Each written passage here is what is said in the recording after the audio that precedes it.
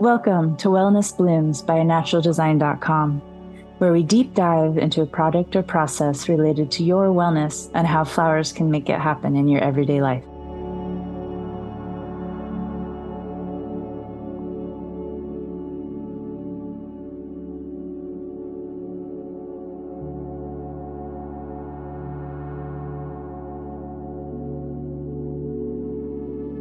The gifts I want to share with you are the zen feelings of a walk in a forest trail, or on a mountain with the wind blowing through the leaves on the trees, sitting in a beautiful arboretum greenhouse with a water fountain and birds.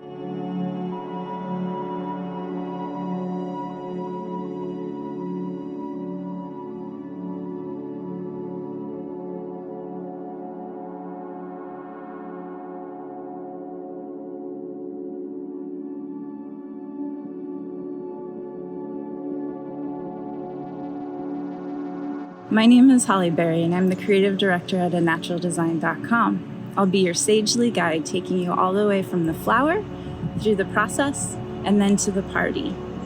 We'll be connecting you to nature through the language of flowers. What will you see and learn by hanging out with us for Wellness Blooms episodes?